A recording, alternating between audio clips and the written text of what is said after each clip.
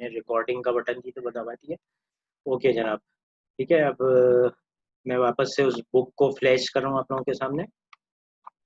ठीक है, ये हम देख रहे थे क्लास रिज्यूम होने से पहले। ठीक है, तो इसके अंदर बेसिकली हम अब जो है इसकी एक एनालॉजी बनाना चाह रहे हैं between the electric circuit and the magnetic circuit. ठीक है, मैग्नेटिक सर्किट के अंदर हम स्पेशली इंटरेस्टेड हैं इसकी रिलक्टेंस फाइंड करने के लिए। ठीक है, हमने क्योंकि एमएमएफ स्टडी करना सीख लिए और फ्लक्स में हमारा बहुत इंटरेस्ट है, क्योंकि फ्लक्स से हम और पैरामीटर्स निकाल सकते हैं मशीन के। तो हम अब इसकी एक रिलक्टेंस का फॉर्मूला देखना चाहते हैं, क्योंकि flux is analogous to current. जैसे करंट वहाँ पे एनालॉगस है इसके I is equal to V over R. ठीक है, तो अब हम जानते हैं कि यहाँ पे flux is equal to N I आ गया एमएमएफ की जगह पे। ठीक है, इलेक्ट्रोमैग्नेटिक फोर्स की जगह पे आ गया है एमएमएफ, और एमएमएफ हम जानते हैं एन आई के बराबर है डिवाइडेड बाय द रिलक्टेंस। ठीक है, तो हम अब इस रिलक्टेंस को फाइंड करना चाहते हैं, इसका short form R E L लिख दिया। ठीक है, तो it's an I over reluctance. अब इस रिलक्टेंस को हम निकालना चाहते हैं कि ये रिलक्टेंस किसके बराबर होगा। Obviously it will be a parameter of this magnetic material. ये मैग्नेटिक मटेरियल जो है वो कितना फ्रेंडली है मैग्नेटिक फील्ड के लिए। तो जितना फ्रेंडली होगा उतनी रिलक्टेंस लो होगी, जितना कम फ्रेंडली होगा उसकी रिलक्टेंस हाई होगी। और reluctance is analogous to resistance. ठीक है, तो अब हम इस रिलक्टेंस के लिए ये सारी मेहनत कर रहे हैं।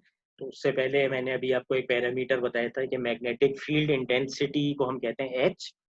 ठीक है, उसका एक फॉर्मूला है कि मैग्नेटिक एम्पियर्स लॉ ये कहता है कि मैग्नेटिक फील्ड की प्रोडक्शन जो है, जो कि एक इलेक्ट्रोमैग्नेट के जरिए फॉर एग्जांपल हम प्रोड्यूस करते हैं, तो वो जो है बराबर होती है लाइन इंटीग्रल। ठीक है, ये वाला जो सिंबल है ये कहलाता है लाइन इंटीग्रल। ठीक है, ये जब आप वो पढ़ेंगे अपना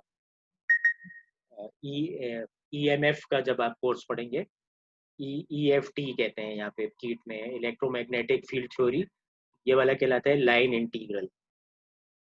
ठीक है, इसी तरह से डबल इंटीग्रल आप करते हैं वो कहलाता है सरफेस इंटीग्रल। ठीक है, मैं अभी डिफरेंस आपको बता देता हूँ।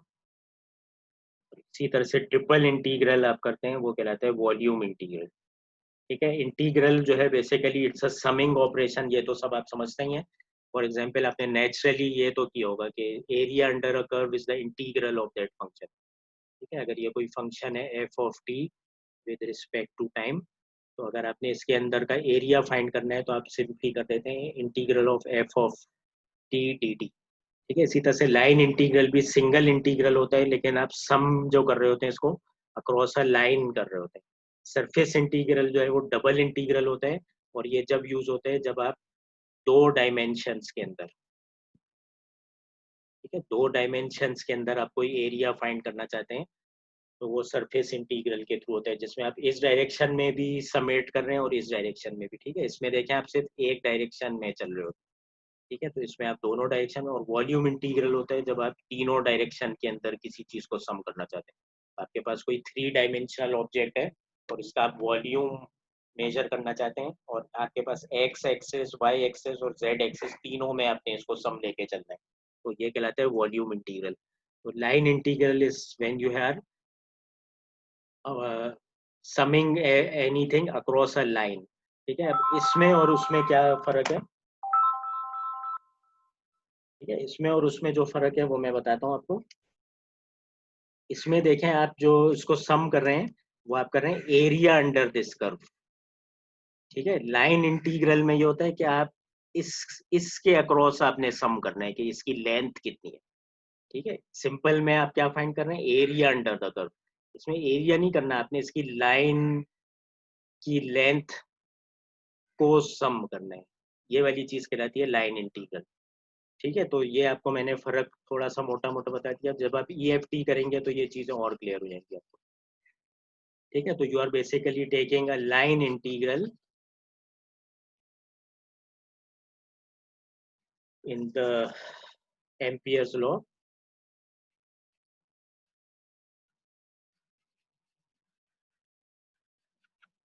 और ये कह रहे हैं कि you take the line integral of the magnetic field intensity और this is equal to I net. ठीक है, तो अगर आप इसके अंदर, अच्छा लाइन आप किसके अक्रॉस लेंगे, मैग्नेटिक फील्ड जहाँ पे चल रही है।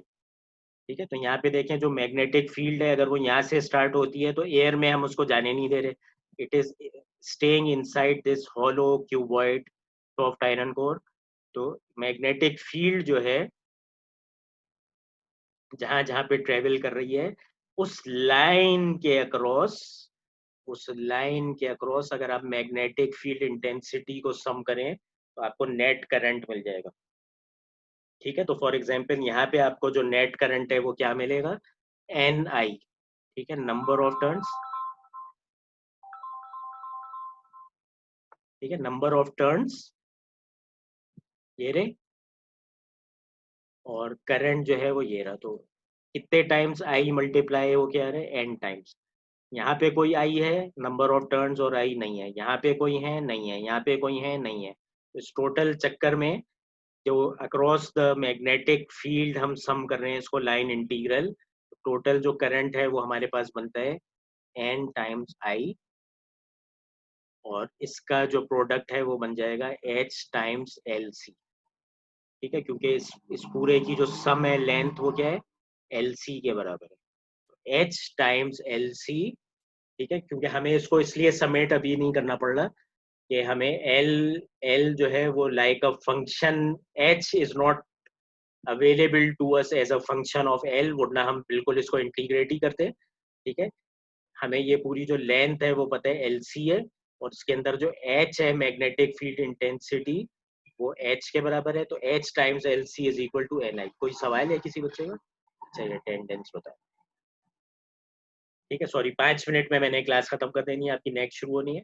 रिकॉर्डिंग मैं अवेलेबल कर दूंगा, पिछले हफ्ते की मैंने कर दी है, आप एलएमएस पे जाके कोर्स में जाके देखेंगे, उसी में ही मैं अटेंडेंस भी पोस्ट कर रहा हूँ, उसी में ही मैं आपकी ये लेक्चर के लिंक्स भी कर रहा हूँ, तो पिछले हफ्ते के मैंने कर दिए।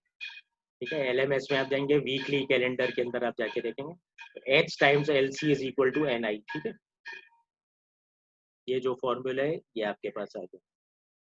ठीक है, ये आपका सिंपल है एम्पियर्स लॉ, जो कि हमने लाइन इंटीग्रल से उसको फाइंड किया है। इसी को थोड़ा सा रीअरेंज करते हैं तो हमारे पास आ गया H is equal to N I over L C. ठीक है, अब ये वाला फॉर्मूला आप एक्स्ट्रा याद रखिएगा, B is equal to mu H.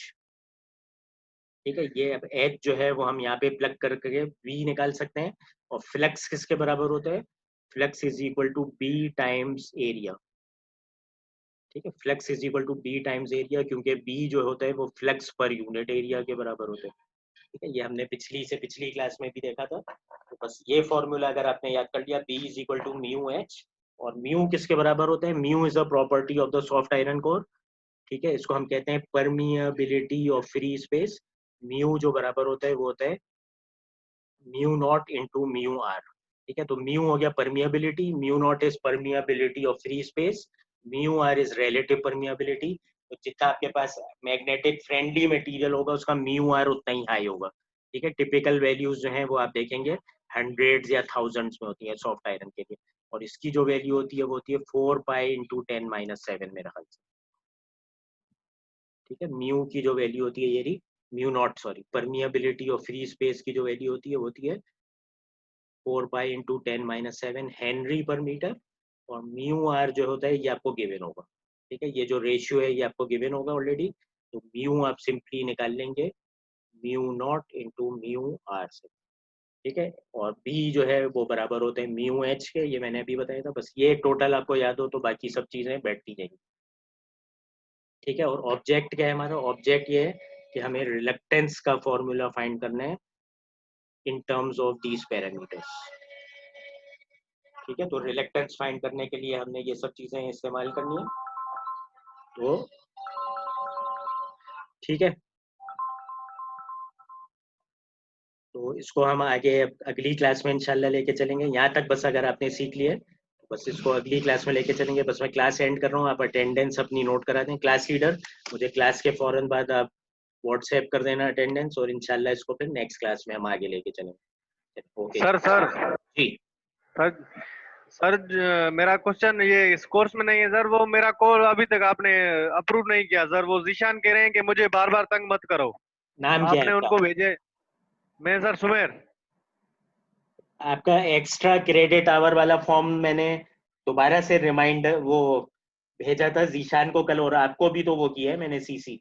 Sir वो जीशान मुझे कह रहा है कि आप मुझे बार बार तंग मत करो, मुझे जब सर भेजेंगे तो मैं कराऊंगा। मैंने अभी क्या यार, मैं आप पता नहीं किस तरह बात कर रहे हो, मैंने आपने शायद उनको नहीं भेजा। नहीं नहीं, मैंने जीशान को भेजा, कल रात को ही भेजा है मैंने वो कुछ बोल रहा है चीज। मुझे नहीं मिला सर, अगर आप काइंडली आप उनको बोल अच्छा देंगे तो मैं कर मेहरबानी लूंगा, होगी सर। चलो मैं बात कर लूंगा, ठीक है चलो। कोर्स कोर्स हो रहे हैं। सही है, समझ गया। ठीक है। सर सर मेरा भी सेम ही इशू है। मेरी जो है सर सादात से बात हुई थी ना, मैंने आपको नाम क्या बताया है? था, तो वो हाँ, सर साइम साइम साइम।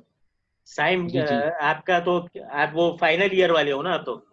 जी जी जी जी जी तुम्हारा क्या मसला है? तुम्हारा बस अब एमबी पावर इलेक्ट्रॉनिक्स का मसला है तुम्हारा? जी सर। सर मेरी जो है सर सादात से बात हुई थी, वो कहने के ना मुझे जीशान से कोई फॉर्म नहीं मिला, और सर समीर ने मुझे कोई देखो अप्रूवल का कुछ नहीं बोला। देखो, मैं अप्रूवल करता हूँ, फिर वो जाफरी साहब के अप्रूवल के लिए जाता है, तो जाफरी साहब ने हो जी सकता है नहीं किया हो। ठीक है, मैंने भेज दिया सर था वो आपका आगे, जी मैंने आपका मैंने आगे जो है भेज दिया सर था। जीशान जो है जी जी उससे पता करना उसने जाफरी साहब से अप्रूवल लिया है कि नहीं। Okay sir, okay sir. चले, मैं क्लास खत्म कर रहा हूँ, अल्लाह हाफिज, सर वो इंशाल्लाह कल मुलाकात जीशान सही होगी। से बात ही नहीं करता, आप थोड़ा उसको समझाओ सर। अच्छा मैं बात कर लूंगा, चले ओके, अल्लाह ठीक है। हाफिज। Thank you sir. अल्लाह हाफिज। अल्लाह हाफिज।